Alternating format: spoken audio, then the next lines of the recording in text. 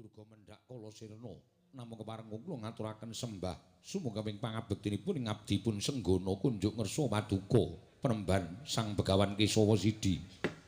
Ya Anoman. Wis ndak tampa akarya bombong penggaliku ora liwat pangestu Tampanana. Anoman kula pun dinggo jimat paripih dayana ing kasantosan paring pangestu paduka penemban amawakana kabagyaning gesang kula penemban Senggana iya.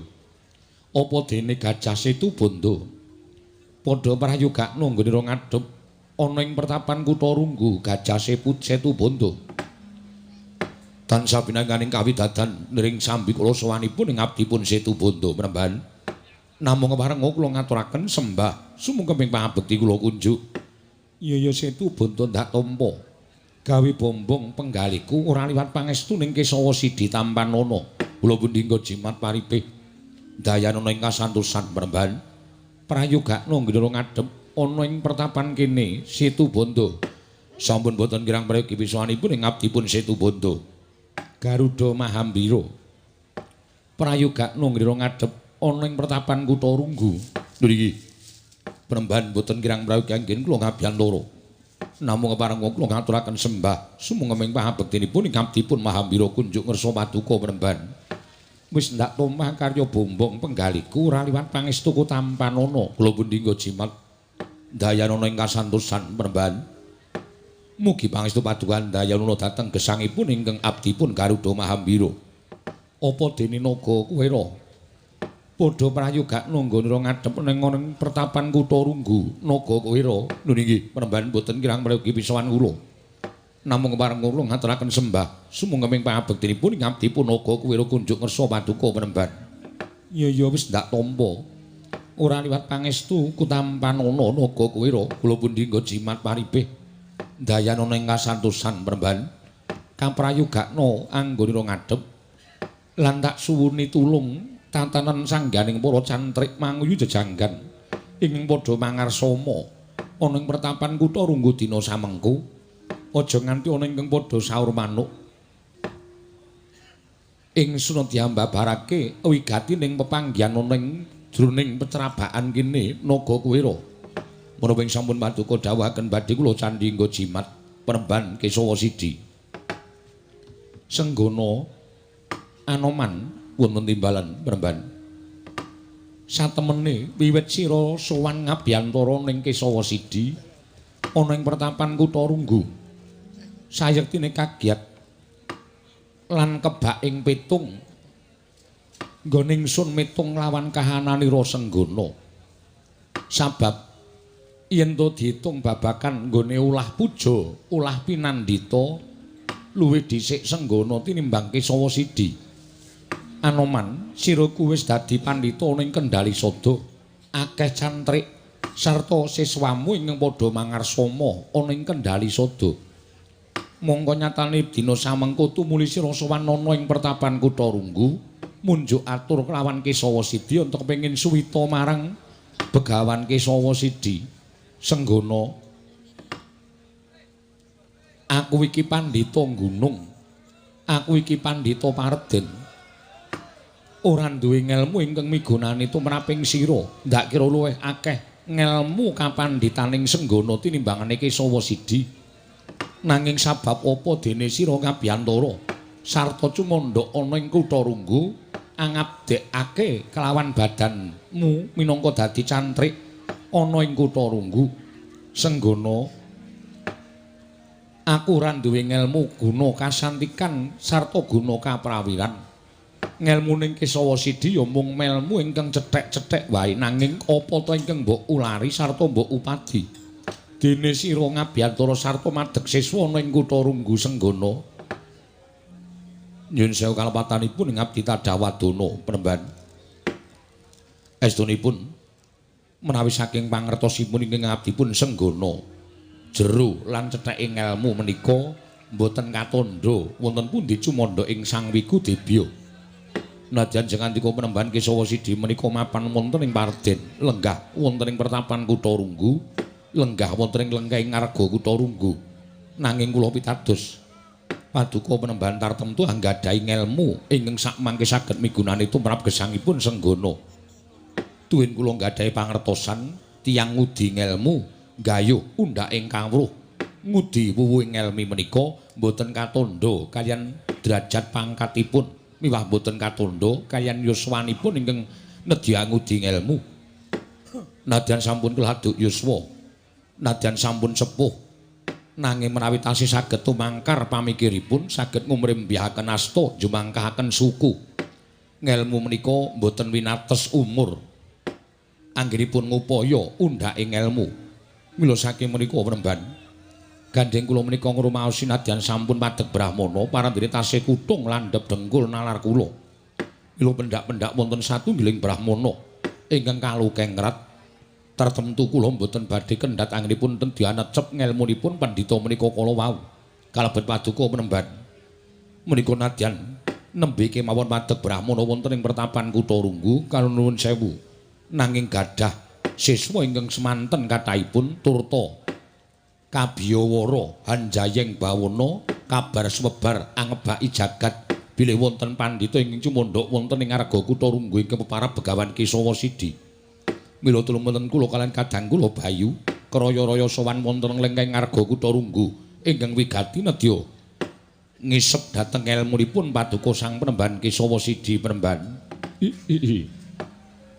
Apa ingkang ndok aturake mawapan kepara nyata Senggana nanging tumrap Begawan Kesawa Sidi apa ingkang bakal ndaturake marang sira Anoman sayekti miturut Kesawa Sidi mengkone bakal ora ana gunane sabab kawruhku ya mung kawruh lumrah wae ngelmuning Kesawa Sidi ya mung ngelmu lumrah wae Anoman. Mara gage ingkang sira durung ngerti takokno lamun Kesawa Sidi mangerti mesti bakal ndak wangsuli. Nanging yen to aku ora mangerteni sing gedhe pangapuramu jer jenenge menungsa mono ora sampurna winates kalawan ngelmu sarta uriping menungsa kuwi dhewe Senggana penemban. Estunipun sampun marambah makaping-kaping kula menika suwita dhateng satunggiling brahmana ingkang mestinipun saged sarta kula kinten saged damel pepadhang manah kula. Lire kepiye dene sira matur ingkang kaya mengkono krana ing sapriki dereng wonten satunggiling brahmana ingkang saged narbuka dhateng pepeteng ing manah kula. Apa ta ingkang ginebeng ana jroning penggalihmu Anoman penemban? Kula menika sampun gesang pinten-pinten abad laminipun wiwit kula nderekaken Sang Marteng Jagat Prabu Rama Wijaya ngantos sakmangke sampun pindah alam. Wondene sakmangke kula nderekaken dhateng pepundhen kula para Pandhawa penemban sampun boten saged dipun netang wilanganipun umuripun ing abdipun Anoman. Bebasanipun kula menika sampun kewawoken nyawang gelaring jagat. Kula sampun kewaregen nyawang dhateng tingkah lampahipun titah ingkang gemlar wonten ing Janaloka. Ingkang kula ajab boten sanes kejawi namung benjang menapa. Kula menika saged pinanggih kalian kasuwargan kita lan benjang menapa kula menika saged pinanggih kalian Gusti kula ingkang nitahaken dhateng ing abdipun Anoman menika penemban. Wonten timbalan pitakonmu ingkang mengkono mau sayekti lamun aku mbok keparengake menehi wangsulan marang sira Senggana apa kira-kira kowe saguh nampa? Menika ingkang kula ajeng-ajeng penemban. Inggih menika ingkang kula ajeng-ajeng rinten panteraning dalu saged paduka penemban anitik benjang menapa kula menika saged sowan dhateng ayunanipun Gusti krana kula menika sampun kewaregen gesang wonten ing alam padhang menika penemban. Anoman wonten timbalan Situ Bondo wonten dawuh penemban. Mahambira lan sira kuwira wonten dawuh wonten dawuh penemban. Mbok menawa kapa dadi aturku iki mau sayekti ora mung migunani tumraping Anoman nanging kejaba saka kuwi uga migunani tumraping uriping Situ Bondo Mahambira apa dene kuwira. Senggana wonten timbalan. Lamun sira tambuh babakan yuswamu kuwi tekan besok kapan nadyan upamane sira kuwi nganglang jagat nyowani sangganing para pandhita resi winasih Siwa Sugata ndak kira ora ana ingkang bisa menehi keterangan besok kapan rampung uripe Anoman ning alam padhang jalaran sing jeneng wong tumitah ning Madyapada kuwi ingkang nyekel kodrat lan prestining titah mau mung siji, ya kuwi Gusti kang kakarya jagat, ya mung Gusti kang kakarya loka. Mula yen to nganti ana pandhita ingkang bisa ngandhakake uripmu tekan besok kapan, siji, aja nganti mbok percaya, loro, anggepen pandhita mau sawijining pandhita ingkang sayektine dudu resi ingkang resik njaba lan jerone. Inggih, mekaten Peremban. Nanging kejaba saka kuwi aku bisa menehi keterangan. Senggana, ucapmu ingkang mangkono mau sayekti yen bisa aja mbok baleni. Atur kula ingkang pundi Peremban? Pendak-pendak kowe ketemu pendhita, kowe takon patimu besok kapan? Pendak-pendak kowe ketemu Brahmana, kowe mesti nyuwun priksa uripmu tekan sok kapan ku yen bisa aja mbok baleni meneh. Jalaranipun menapa? Sabab nadan namung wujuding pitakonan nanging ukara ingkang miyos saka pangandikamu mau sayekti padha karo sira ngepal marang panguwasaning dat kang murweng dat, sira ora percaya marang panguwasaning Gusti Hyang Karya Loka. Senggana tuladhane akeh wong lara ingkang kepingin nyuwun waluya nirmala temah jati, akeh wong lara sing sambat sebut karo sing gawe urip nyuwun supaya waras sarta nyuwun supaya diparingi umur panjang. Nanging sabab apa? Dene sira kanugrahan umur dawa, lah kok malah teka Gresula njaluk kepengin tekaning pati. Sing jeneng siji pesti, loro jodo, telu tibaning wahyu, kuwi ngengasta marang garising kang maha nasa. Senggana kuwi uripe pirang taun kuwi ana panguwasaning Gusti Kang Maha Suci. Setu Banda kuwi uripe tekan pirang taun kuwi uga ana panguwasaning Gusti Kang Karya Loka. Kabeh tumitah ning jagat ingkang aran menungsa mau diasta dening panguwasaning dat kang murweng dat. Dene ana upama pandhita resi, gedene ulah agama ingkang isa mbatang uripmu tekan sok kapan, aja mbok percaya sabab padha karo wong kang wani mbatang uriping wong liya mau sayekti kuwasane kaya ngembari marang panguwasaning sing gawe urip. Inggih. Inggih Peremban. Menawi sampun paduka dawuhaken badhe kula estokaken Peremban. Dene ingkang loro sejatine urip ana ing alam padang mau mung telung perkara Senggana. Lair netepi kewajiban, katelune mati. Lair wong urip ana ing alam padang mesti nadang linairake lumantar guwa garbaning ibu. Wondene ibu mung minangka lantaran lairing titah semantah, dene ingkang menehi urip mau sayekti Gusti Kang Maha Nasa. Mula uriping jabang bayi mau wis pinesti marang kodrating Wang Maha Nasa. Beja cilaka bungah susah, sugih miskin, jejabang ingkang linairake ana ing alam padang mau, kodrate wis diasta dening panguwasaning dat kang murweng dat. Nanging menungsa kinantenan akal pikiran sayekti mung kinarya hambudi daya. Wondene pambudidaning menungsa ewadene ora dikeparangake dening panguwasaning Gusti, anane mung sarwa sumarah marang pepestening Wang Maha Nasa Anoman. Mekaten Peremban. Ingkang sakbanjure netepi kewajiban. Netepi kewajiban wong urip ning alam padang mau duwe kewajiban dhewe-dhewe. Ana ingkang dadi pandhita kaya aku, ana ingkang dadi satriya kaya sira, ana ingkang dadi nalendra, ana ingkang dadi nayaka, ana ingkang dadi senopati. Kabeh linakonan kanthi becik, kabeh kudu dilakoni kanthi tuwajuh. Aja nganti ana panggresah sartaning panggresula. Sabab wong kang netepi kewajibane mongko nganggo panggresah-panggresula, sayekti uripe ora bakal katarima dening panguwasaning dat kang murweng dat. Tegese nggone netepi kewajiban mau mung muspra tanpa guna, ora ana undu-unduane. Wekasane bakal katabetan watak ala. Mula yen dadi nalendra ora netepi kewajibane minangka nalendra ingkang becik, kakian panggresah panggresula wekasan katabetan watak ala. Dadi nalendra ya nalendra ingkang ngangkara murka, dadi nayaka yen ta ora duwe rasa sabar tansah gresah-gresula atine, wekasan dadi nayaka ingkang ora apik, tundhone mung bakal meres marang uriping para kawula. Mekaten Peremban. Ya semono uga sira dadi senopati wis sira lakoni kanthi tuwajuh nalika nyenopatening Prabu Rama Wijaya. Nanging dina iki ana ing alam iki Senggana didadekke pandhita ana ing Kendali Sada. Mula lakonana jiwaning Brahmana mau kanthi tuntas.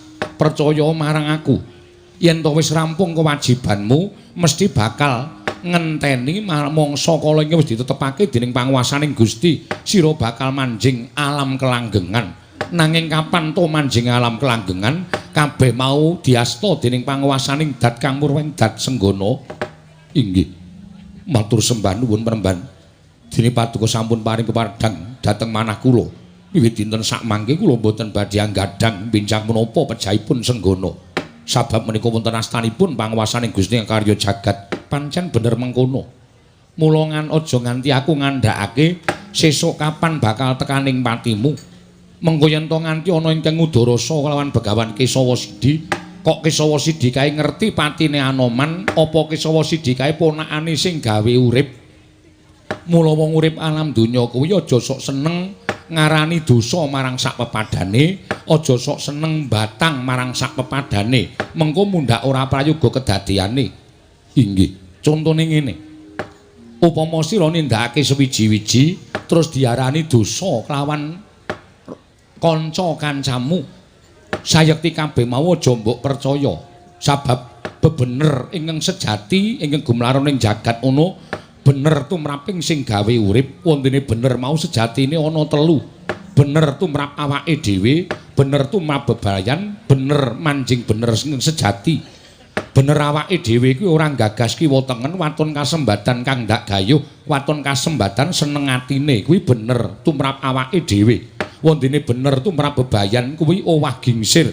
Saiki iya, sesuk ora, saiki ora, sesuk bisa iya. Wondene bener ingkang ora bisa dinyang kuwi mung bener sejati, bener tumrap panguwasaning Gusti Karya Jagat. Mula apa ingkang mbok tindake, apa wae pasrahna marang sing gawe urip. Perkara bener lan luput dimen Gusti ingkang paring bebener lan kaluputan, aja sak pepadaning titah. Matur sembah nuwun tanpa pepindhan.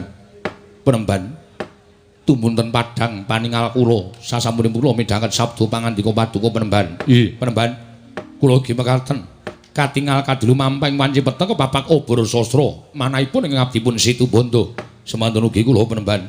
Mugi sedaya pangandika Paduka saged dados cecala obor lampah kula anggenipun apaki gesang salajengipun. Ya, Anoman, Situbanda lan Mahambira ora ketamung sethithik pangandikan ingsun sayekti muga-muga bisa dadi cecala obor kang dadi ati kita nandhang pepeteng. Lho iki mekaten Penemban. Ya mung mangsa kala iki sawetara kok rada ora jenak nggonku lenggah ana ing pecrabakan. Kaya ana sasmita ingkang ora prayoga. Dina iki bakal ana apa? Aku ora wani narbuka nanging sayekti Kesawa Sidi bakal nampa coba saka panguwasaning Dat Kang Murweng Dat Senggana enten ndadosaken kejut raos sing manahipun ingkang abdi pun Kesawa Sidi wonten satunggiling priyagung ingkang pareng tedhak wonten ing pertapan Kutha Runggu. Sinuwun menawi dipun keparengaken kula nupriksa dhateng Paduka Gusti kula ingkang sinuwun panjenengan menika nalindra saking pundi, sinten jejulukipun? Ya jagat pangestu karo wayapura jagat. Mara coba aku tak takon dhisik karo kaya apa kowe ingkang peparep Begawan Kesawa Sidi kasinggihan mekaten. Kula ingkang cumandhak wonten ing pertapan Kutha Runggu, wontene kula menika ingkang namipun Kesawa Sidi sinuwun. Lah dalah, Bawadana, enten dawuh. Menika ingkang namipun Kesawa Sidi. Wah, lah wis ora karo-karuan jebul iki to sing jeneng Kasidi. Kesawa Sidi. Ah, nggih Kesawa Sidi. Lho. Lah pancen bener apa kang dadi kondange nganti tekan jagat negara Ngastina? Mula, Nger, cantrik-cantrik kula menika kathah ingkang sami medal saking paguron Sukalima, tumunten mlebet wonten ing paguron Kutha Runggu. Satemah kula kathah kecalan cantrik-cantrik kula. Malah samenika kula tonton jebul mboten namung jamak lumrahing menungsa. Kesawa Sidi wonten dawuh Penemban. Janjane iki pertapan pambira loka. Liripun Paduka paring dawuh mekaten. Iki malah kabeh para kewan mapan ana ing kene, gajahe ana, munyuk-munyuk ana. Sasat kewan apa-apa ana. Ya mung pengin praon wae ora sida ana. Ingkang boten wonten setunggal. Menapa, Nger? Kuda. Ah menika kula ingkang gadah, Nger. Panjenengan menika kok aneh-aneh seneng. Ingkang wingking menapa ingkang peparab Begawan Durna? Aku Durna. Pendhita kondang manyar-manyar. Jagat nganti kebrebeken marang kumandhanging Begawan Durna. Ora ana pendhita sing ngungkuli kondange karo Begawan Durna. Ya mung aku sing kondang manyar-manyar. Inggih, inggih. Kowe sapa sidi? Kasinggihan mekaten Penemban. Ah, ya bener. Kowe ingkang cumandhak ning pertapan Kutha Runggu kene sapa sidi? Kasinggihan mekaten Penemban. Oh iya. Yer tumunten kadhawuhna kemawon, enggal ceket-ceket kemawon, mangke mindhak kedangon amargi menawi ngantos sak mangke paduka mboten daya-daya paring dawuh, mangke mindhake sawa sidi menika ngumbar daya kasantikan guna kanuragan. Panjenengan saged malih paningalipun awit saking gendamipun Kesawa Sidi. Inggih Bapa Penemban. Ratu lenggah langkung prayogi kula badhe ndangu kalian pun Kesawa Sidi. Inggih, kula semanggaken. Kesawa Sidi wonten dawuh sinuwun tepungake aku Narpati Basukarna. Panjenengan ingkang jejuluk Prabu Karna Basusena. Ya pancen bener mengkono. Lan sumurupa Praptaku ana ing Kutha Runggu kene sayekti diutus dening Yai Prabu Duryudana. Ngerti yo? Lamun sejatine lenggahmu ana ing pertapan Kutha Runggu kuwi duwe keluputan pirang-pirang. Siji, keluputan tumrap Nalendra Ngastina dene kowe mapan ana ing wewengkon kebawah keperintah negara Ngastina. Kutha Runggu kene kebawah keperintah negara Ngastina. Ning kowe ora njaluk idi palilahing Ratu Ngastina. Kuwi keluputanmu ing angka siji. Inggih. Ing angka loro, luputmu apa ta sababe Nalendra Ngawangga diutus dening Yai Prabu Duryudana supaya sak pejagong kelawan Kesawa Sidi. Luputmu ing angka loro kowe wani mulang sarta maringake ngelmu marang cantrikmu ing Mekasan ngerti yo akeh kawula Ngastina ingkang padha mbadal dawuh Yai Prabu Duryudana ming padha lunga saka negara Ngastina banjur suwita marang Kesawa Sidi ing Kutha Runggu. Kang mangkono kowe bakal gawe ringking negara Ngastina sabab kowe wis malih paningaling para kawula padha ora percaya marang Ratu Ngastina ning percaya marang peperintahaning Kesawa Sidi. Inggih sinuwun. Namung kula nuwun sewu. Niat kula mboten badhe damel risak negari Ngastina, naming amedhar dhateng ngelmu, mbok menawi ngelmu kula menika saged migunani tumraping para kawula. Migunani tumraping gesangipun para kawula negari Ngastina. Kosek kowe aja ngawur. Para kawula negara Ngastina kuwi uripe wis tak tuntun, wis manut karo pangrahing Begawan Durna. Ngelmuning Begawan Durna uga isa kinaya tuntunan tumrap uriping kawula negara Ngastina. Lah kok dadi kowe pendhita wingi sore arep lanyu-lanyu. Kowe pendhita wingi sore durung buntas kawruhmu kowe madheg Brahmana ing Kutha Runggu, nyebar kawruh kasampurnan, nyebar kawruh ingkang isa malih paningaling para kawula negara Ngastina. Wekasan padha ninggalake negara Ngastina terus do suwita marang Begawan Kesawa Sidi. Yen diukur perkara ngelmu, jane ngelmumu kuwi durung sak kuku irenge karo Begawan Durna. Inggih. Nyuwun pangapunten Penemban. Ora mung cukup pangapura. Kowe wis ngisen-isenke karo Begawan Durna, kowe wis ngina karo Begawan Durna, kowe wis ngasorake ya kuwi pamulangan Sukalima. Maka Sukalima kuwi pamulangan wis kondang kawenang-wenang entuk akreditasi A.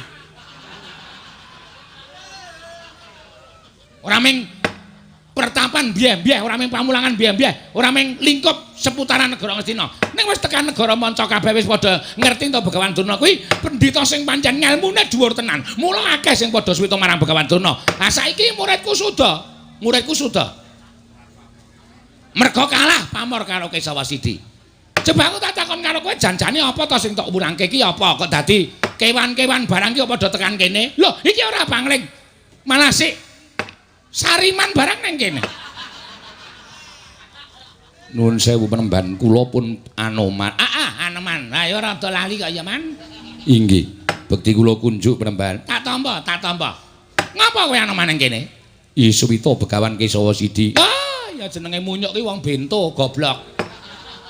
Liripun kados pundi? Kowe iki wis dadi pendhita to? Wis diakoni dening donya yen to pendhita Kendari Sada kuwi Begawan Anoman. Apa kurang ilmumu? Apa kurang kawruhmu? Kok kowe dadak swita marang pendhita gunung ana ing Kutha Runggu kaya ngene iki. Lah nek kowe iki kurang ilmu, kowe iki kurang kawruh. Mbok ya sowaning Sukalima kowe njaluk kawruh apa? Mesti bakal tak paringi. Ora usah dadak kowe swita ning Kutarunggu Pendhita Gunung mongko sekolahane wis kaya ngene kahanane. Sing arep tak goleki apa? Ngelmu kamro kasampurnan, guna kasantikan, tapaking kontol nglayang. Asmara dana, asmara tantra, asmara gati. Kabeh aku duwe. Inggih, namung wonten bab ingkang badhe kula cecep saking ilmuning Begawan Kesawa Sidi. Lho, nek mung perkara nyecepe aku ki kulina. Kowe arep nyecep ilmu apa? Mesti bakal tak paringi cecepen Begawan Durna. Cecepen nganti tuntas. Inggih. Mangke menawi sampun purna suwita Begawan Kesawa Sidi badhe suwita Begawan Durna wonten ngelmu ingkang badhe kula suwuni. Ngelmu apa? Kula menika nadyan wujud satu kewan ning sesaminipun satu kewan kula menika mboten saged damel jinak satu kewan menika. Begawan Durna kok saged kempal kalian satu kewan menika ajinipun menapa? Ngece kowe ya. Ngece, ukaramu ki menghina. Mangina. Hah? Ora apik omongan kaya ngono kuwi. Kuwi siji, pesti loro jodoh, telu tibaning wahyu. Kuwi wis mesti marang garising dhewe-dhewe. Perkara aku arep cedak karo jaran, arep cedak karo wedhus, arep cedak karo kebo kuwi sak arepku. Kudu perkaramu. Lho, kula menika nyuwun prisa kok malah duka. Nesu wae wong kowe iki ngenani atiku kok. Tembungmu kuwi kaya dene bodro lungit ning temancep ana ing atining Begawan Durna. Bapak Penembahan. Mangke riyen, Ger. Lho. Kok mboten kepenak ati kula dunekke Anoman. Oh, dumewe suwita karo Begawan Kesawa Sidi ku ndur ndakmu ngelmu apa Anoman? Nggih. Kula mboten betah mameraken undhake ngelmunipun ing abdipun Anoman. Mila sak mangke kula nyuwun sewu, monggo dipun terasaken dipun rembagan kalian guru kula Begawan Kesawa Sidi. Amargi kula sampun saged dados cantrikipun, mila kula ugi sagah ambedengi dhateng kawilujenganipun Begawan Kesawa Sidi. Ngatos-atos lho, Ger. Sajaipun wujudipun gajah, garuda lan naga menika kala wau ringcahipun Anoman. Awit kula menika mireng kabar Anoman menika gadhahi kadang tunggal bayu. Mekaten Mremban. Nggih. Menika mboten pangling menika gajah Setu Banda. Menika gajah Setu Banda saking Jawa Timur. Setu Banda saking Jawa Timur. Mboten menika saking Gunung Candramuka. Gunung Candramuka. Garuda Mahambira. Garuda menika ugi kadangipun tunggal bayu pun Anoman. Terus naga Kuwera menika ugi tunggal bayu kalian pun Anoman. Mekaten. Mangke menawi ngantos wonten menapa-menapa, oh, tentunipun menika nyembadhi ambetengi dhateng Begawan Kesawa Sidi. Penemban wonten dawuh sinuwun. Mula apa iki wis dak kandhake marang sira Penemban mau, sayekti dadi keluputaning Penemban Kesawa Sidi nggone mapan ana ing Kutha Runggu. Supaya kowe ora enggal-enggal ditundhung saka pertapan Kutha Runggu, saka lengkeng Arga Kutha Runggu ana panyuwuning utawa dawuhing Kyai Prabu Duryudana ingkang mbok pinangkani, ingkang kudu mbok aturake. Kula kedah ngaturaken menapa sinuwun? Menapa ing saged kula aturaken tartemtu kula badhe ngaturaken kanthi ikhlas. Waton kula kaparingan inggih menika palilah mapan wonten ing Arga Kutha Runggu mriki sinuwun. Ujaring akeh padha nyebutake yen to bakal ana tumurun ing kanugrahan ing mapan ana ing Arga Kutha Runggu, ana ing pertapan Kutha Runggu lumantar Begawan Kesawa Sidi. Wondene kanugrahan makmono, sinebut kanugrahan ya kuwi Wahyu Makutha Rama. Mula praptaku yen to kepengin entuk pangaksama saka Kyai Prabu Duryudana, Makutha Rama paringna marang aku, wenehna marang aku, bakal tak aturake marang Kyai Prabu Duryudana. Anggen kowe ora ngaturake wujuding Wahyu Makutha Rama, aja kelakon dosa. Dina iki uga kowe bakal tak jodak saka pertapan Kutha Runggu kene, Penemban. Kesawa Sidi. Ayo wenehna. Wahyu Makutha Rama wenehna. Janjane apa to Wahyu Makutha Rama kuwi? Janjane werdine apa lan kekuwatane apa Wahyu Makutha Rama? Menawi paduka menika pandhita tartemtu saged mbatang Wahyu Makutha Rama. Oh, kowe nyepelekke aku kowe, ha? Nyepelekke aku, ya mung aku durung bloko wae apa to sing sinebut Wahyu Makutha Rama. Kaya ngono kuwi iso ditonton saka ukarane kok Makutha. Kuwi wis mujudake ageman ana ing mestaka kuwi Makutha. Rama ki bapak. Dadi Makutha Rama ki agemaning mestaka bapak. Nek ora precis blangkon. Dadi kowe kuwi tukang blangkon. Wenehno ayo. Ayo gawekno aku ukurane 59. Makutha Rama kuwi apa gake? Nek kowe ora gelem bloko, anak Prabu Ngawangga ingkang sayekti bakal nyingkirake adekmu ana ing pertapan Kutarunggu. Kowe kudu lunga saka pertapan Kutarunggu. Kesawasidi.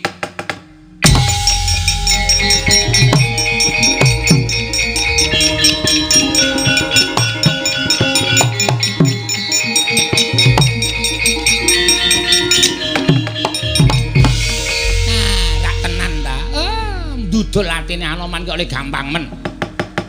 Bareng Kesawasidi arep dituntung saka pertapan Kutarunggu, Anomane munyuke ora trima.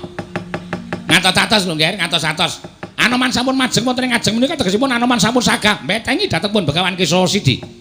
Oh, kula nyuwun pamit, Nger, kula tak pados rokok riyin.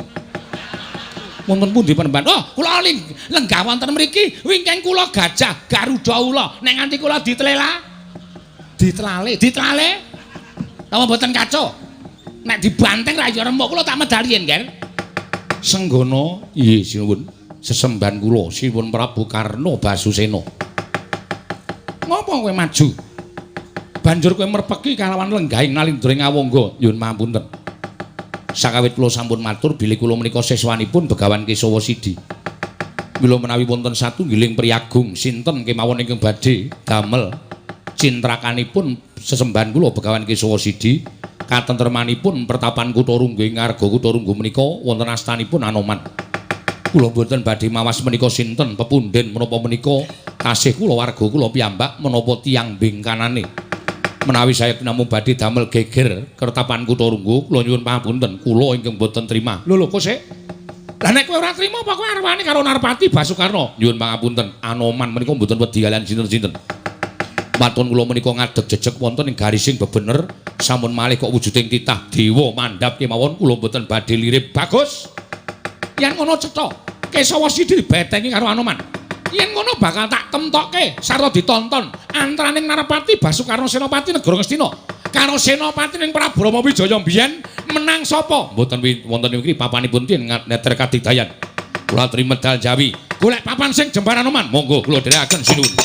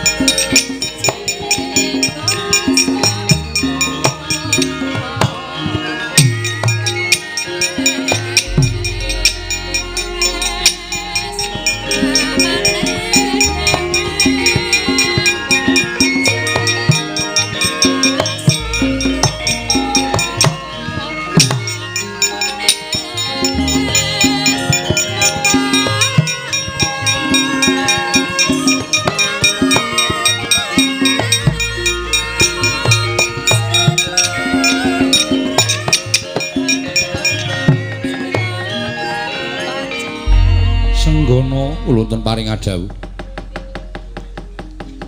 Sing gedhe pangapuramu, lamun aku bakal nyurasa apa kang mbok tindakake? Nggih, para paduka penemban. Menawi kula kadak wilepat, monggo kula aturi paring pangandikan bilih kula nandhang kalepatan. Nanging kula aturi nedahaken lan kula aturi nudingaken wonten pundi kalepatanipun Anoman. Senggana, sapa ta sing ora ngerti lamun Anoman kuwi wong digdaya? Sapa sing ora ngerti lamun Senggana kuwi wong sekti kalintang jayaning perang. Tau tate mbedah negara sarta pinanggih kelawan Dewi Sinta mongko bisa nganti ngobong negara Ngalengka ijen tanpa ruwang. Kabeh wong sak donya iki padha ngerti lamun Senggana kuwi gembong mangliawan senopati pilih tanding boboting yuda. Ih, nyuwun pangapunten sampun kantos kesangeten. Anggenipun ngalembono dhateng kula penemban. Lho, kabeh mau kasunyatan Senggana ora kok jeneng aku ngalembono nanging kabeh mau kanthi dasar kasunyatan. Ih. Nanging caramu ingkang mengkene mau ingkang sayekti nyepelekake marang Kesawasidi. Waduh. Lajeng anggen kula nyepelekaken dhateng paduka penemban Kesawasidi menika mapan wonten ing pundi? Apa aku wis dawuh malawang sira? Lamun tak dawuhi supaya mangsuli kalawan Narpati Ngawangga. Apa wis katon yen to Kesawasidi bakal kalah karo Narpati Ngawangga? Apa wis katon yen to aku wedi kalawan Narpati Ngawangga? Katone durung. Merga perkara iki mau isih iso tak rembug sarana, rembug bedamen, tegese aja nganti dadi ajanging pasulayan. Nanging durung nampa dawuh Kesawa Sidi teka kowe sumalonong mangsuli marang apa kang dadi ngendikaning Prabu Karna. Satemah dadi ajanging pasulayan senggana sira ngremehake marang Kesawa Sidi, ngremehake marang adeking guru. Nyuwun pangapunten sewu kalepatan Diagung Pangaksami. Kang mangkono pitukana mung siji, pitumbasipun menapa? Apa ingkang wis mbok ucapake kudu sira lakoni, tegesipun kudu wani adu arep karo Basukarna. Lho niki ngestakaken dawuh. Menawi namung menika ingkang dados pangandika paduka penemban Kesawa Sidi dinten sak mangke badhe kula ketingalaken anggen kula ambetengi dhateng sugeng paduka. Ora ana ingkang bisa ndudut atiku.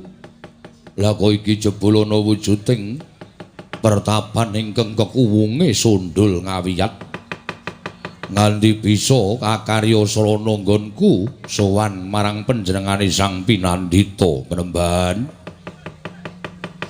Kowe sapa Penemban? Nuwun sewu Raden, menawi paduka dangu kaliyan kula ingkang mapan wonten ing Arga Kutha Runggu, wonten ing pertapan Kutha Runggu wonten ingkang sudi mestani kaliyan kula pun begawan Kesawa Sidi. Menawi mboten pangling jengandika Raden Kumbakarna, wala dalah pancen wasis lantip panggrahi tamu. Nadyan aku wis wujud badan sukma, nanging kowe iso ngerti kelawan aku Penemban. Nyatanipun dening keparengipun Gusti dipun keparengaken mekaten Raden wonten menapa teka katingal bingung bingleng kenganglangan penggalipun Raden Kumbakarna. Yo ora ndak tutup-tutupi. Panjen sawetara aku ninggal swarga pengerantunan. Ninggal kadangku tuwa ya kuwi Kakang Dasamuka ingkang dadi ratu ning swarga pengerantunan. Aku diapusi dening Kakang Dasamuka yen to swarga pengerantunan kuwi swarga. Nanging jebul nyatane kono papaning para sukma ingkang durung katarima sowaning ngersaning Gusti. Sartane ngenteni dina akhir ingkang bakal tinampa dening panguwasaning Dat Kang Murwengdan. Tumuli aku ninggal ya kuwi tawang gantungan ya swarga pengerantunan. Ingkang wigati aku bakal golek swarga sejati Penemban, nanging kaya ngapa bingung ing atiku. Bareng aku ninggal tawang gantungan niat golek kaswargan sejati, lah kok peteng dedet paningalku kaya ora weruh kiblat, kaya ora weruh dalan nggonku bakal sowan ngersaning Gusti, kaya ora entuk dalan nggonku bakal ngadhep ana ngersaning Gusti ingkang Maha Nasa. Penemban iki dayane apa? Nuwun sewu Raden, kula nuwun sewu. Embanipun tiyang ingkang gadhahi utang kedah nyaur langkung rumiyin. Tiyang ingkang gadhahi sambutan kedah mangsulaken langkung rumiyin. Lho, Kosik, apa sababe tembungmu kok kaya ngono? Inggih. Amargi jengandika Raden menika tasih gadhah sambutan nalika gesang wonten ing Madyapada. Kok aku isih duwe siliyan nalika urip ana ing jagat, tegesipun anggen paduka badhe sowan ngersanipun Gusti menika dereng sampurna. Kesawa Sidi wonten dawuh, mbok menawa wong sak jagat kuwi ngerti kabeh nggonku mbelani negara Ngalengka, ora kok duwe niat aku mbelani Angkara murkaning Kakang Dasamuka, ning aku mbelani bumi kelairanku, mbelani bumi wutah gedhehku, mbelani negara Ngalengka nalika aku perang tanding karo wadya balaning Prabu Rama Wijaya. Cecek ing atiku ora duwe niat aku mbelani Angkara murkaning Kakang Dasamuka. Menika sedaya sampun sami priksa.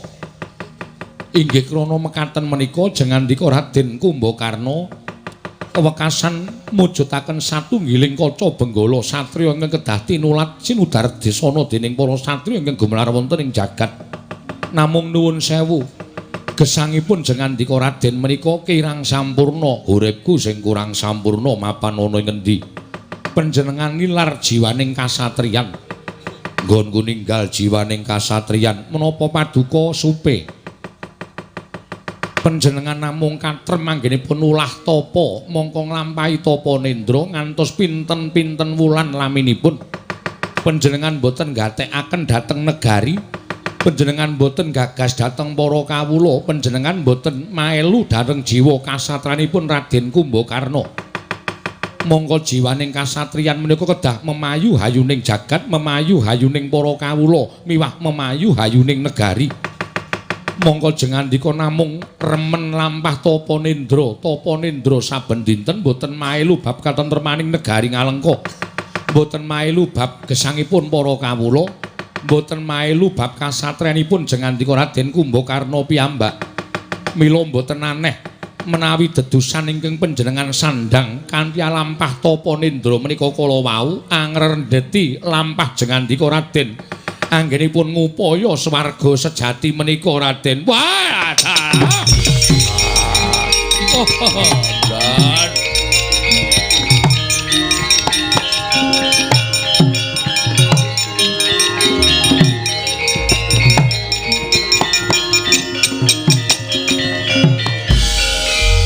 jalaran tiyang tapa brata menika panci dipun kedahaken dening panguwasaning Gusti jalaran menika resik jiwa lan raga.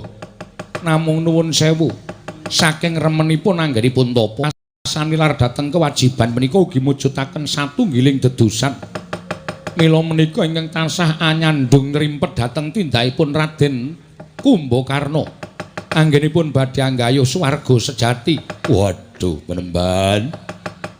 Apa ya bakal ora entuk swarga nggonku bakal nggayuh sowan ngersaning Gusti ngakarya jagat. Mila kedah dipun saur rumiyin jaraku nggonku nyaur. Panjenengan kedah tumimbal lair malih wonten ing alam padang.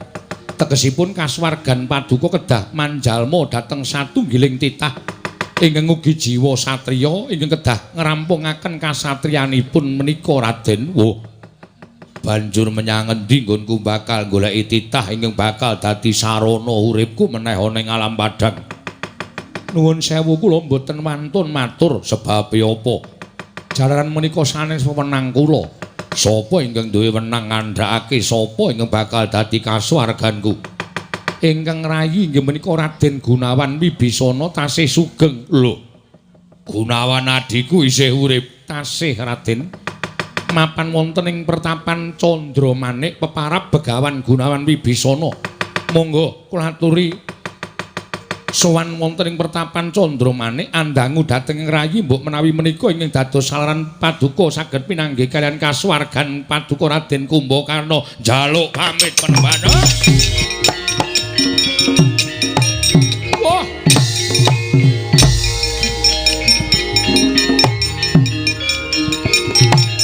Wah, babu.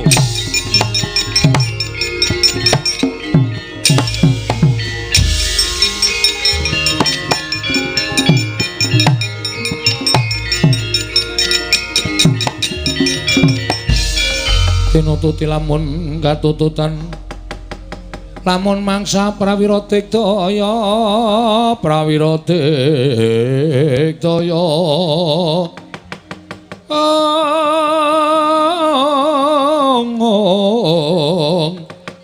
ora nanggono magawi glarira wang-wang.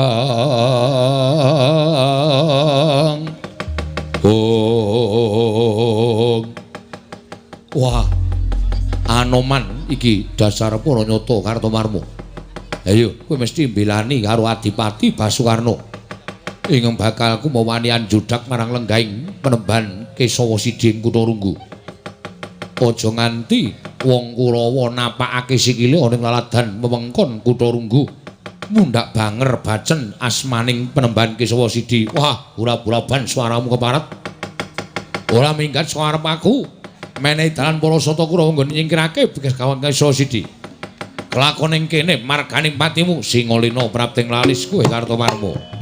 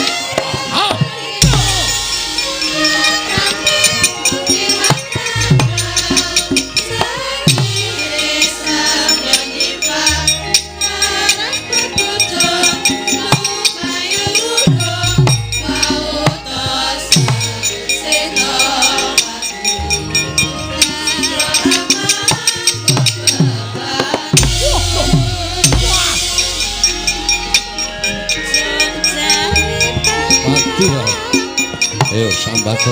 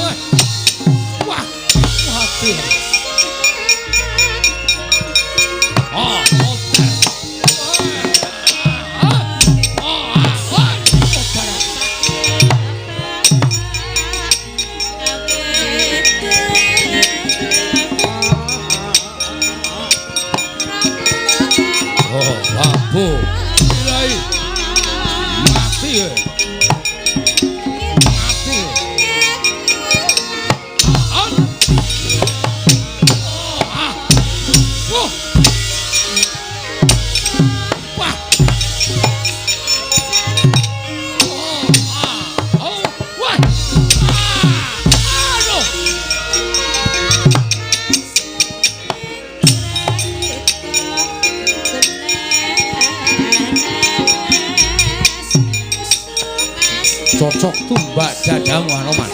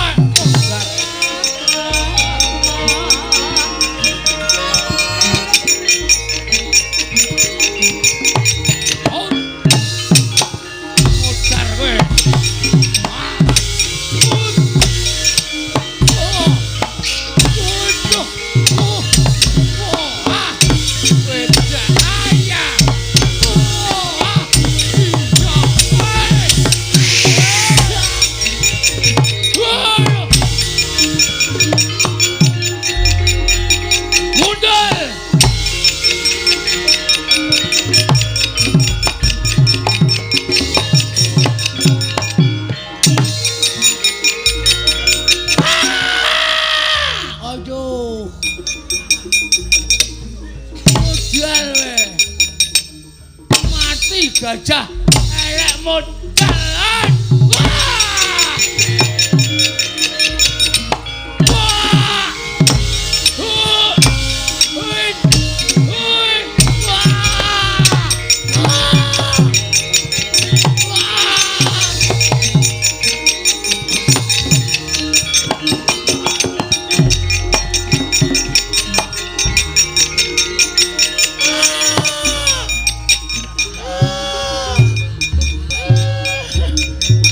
Selamat.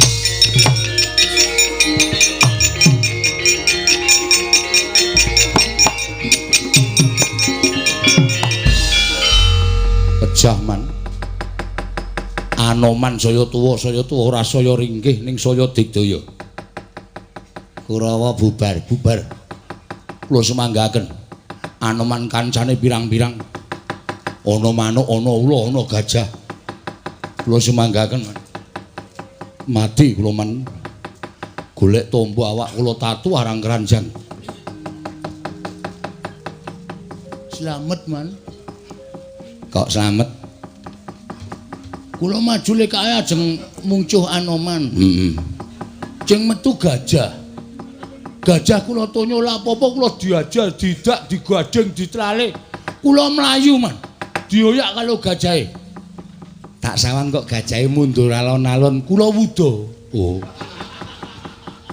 Wuda terus ngayang. Gajahe peluk kula terus batine kok ana gajah cilik telaline cendhek. Mundur alon-alon. Ya akal kuwi tegese. Lah nggih. Nek mboten ngoten iso modal tenan kula muncul gajah gedene cemono e. Kok gajahe ora batin ya. Gajah cilik kok brengosem ngene lho. Nek mbatin tak digadeng ndasmu to. Ya ora ono, ya gajah kok blengojen ora. Ngene kok sampean iku meno-meno pikirane cing olah-olah lho. Iya. Anak Prabu Basukarna kados pundi nggih? Paman kula terus minggah. Kula piyambak, Paman.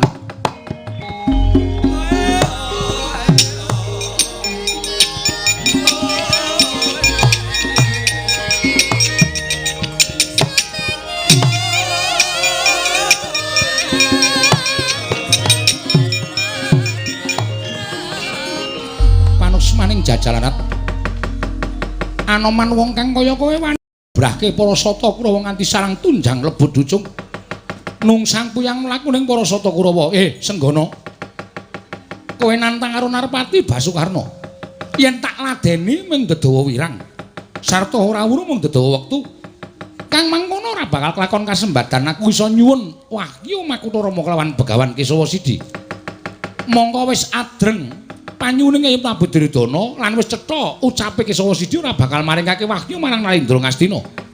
Senggana, aku ora ndek perkara karo kowe. Nanging aku duwe perkara karo Kesawa Sidi gandeng sesembahmu wis ajake ngias karo wong Astina. Paripaksa aku kudu negeli Kesawa Sidi tak clorong Kyai Kunto saka kene ora tigas janggane Pendhita Kutharunggu aja duntan Narpati Basukarna keparap.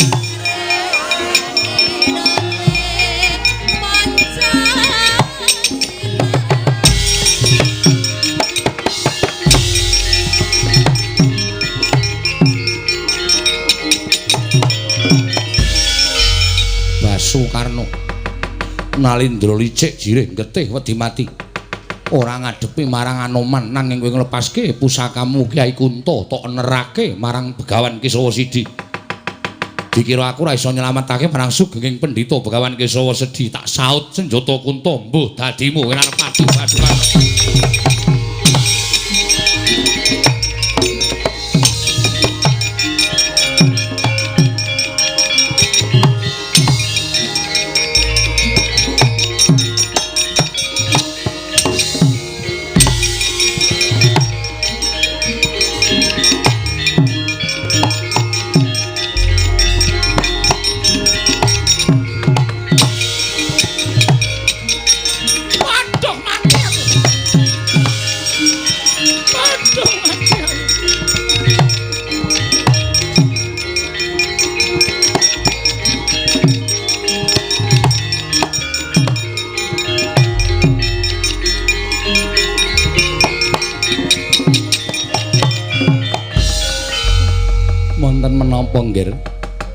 Kok jelih-jelih kados lari alit. Waduh, Paman mejah kula, Paman. Mejah kula. Gesang kula sampun boten wonten ginanipun. Lho, mangkir miyen to? Panjenengan nglepasaken Kyai Kunto niat badhe merjaya dhateng pun Begawan Kesawa Sidi. Kula sumerep lho nggih. Inggih. Kyai Kunto lumarep kebat kaya kilat kesit pindha tatit sampun kula neraken wonten jangganipun Kesawa Sidi. Mboten nginten jebur Anoman langkung banter lampahipun tinimbang Kyai Kunto. Kyai Kunto dipun saut dening pun Anoman. Dipun beto Paman mongko kula menawi kecaran Kyai Kunto menika sampun mboten gadhahi kekiyatan pepes bayu kang tapis.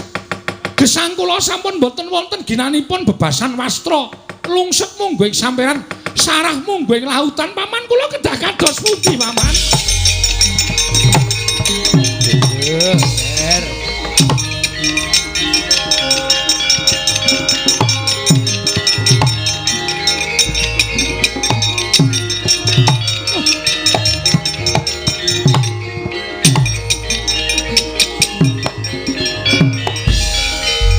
Tindak dateng pundi?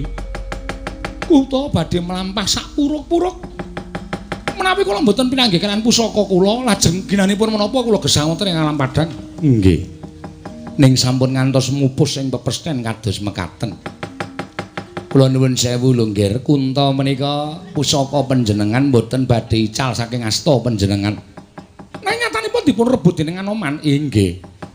Ning rak saged mbudidaya nyuwun dhateng panguwasaning Gusti supados sak mangke menika Kunta dipun konduraken wonten sanipun anak Prabu Karna. Nanging ngaten Paman. Sak mangke ngaten kemawon. Paman ngaturi kondur wonten Negaring Stina. Sakurawanipun. Oh, lajeng kula mboten badhe wangsul wonten Negari Ngawangga menapa dene Negaring Stina. Menawi mboten sareng kaliyan Kyai Kunta. lah anak Prabu Karna badhe tendak dhateng pundi? Kula badhe manjing telenging wana badhe lampah tapa. Ngantos mangke wonten priyantun ingkang wantun saha sagah ngunduraken Kyai Kunta wonten ngarsanipun ingkang putra ing Ngawangga. Oh, ngaten. Inggih, kula nyuwun pamit Paman. Ngatos-atos nggih, ngatos-atos.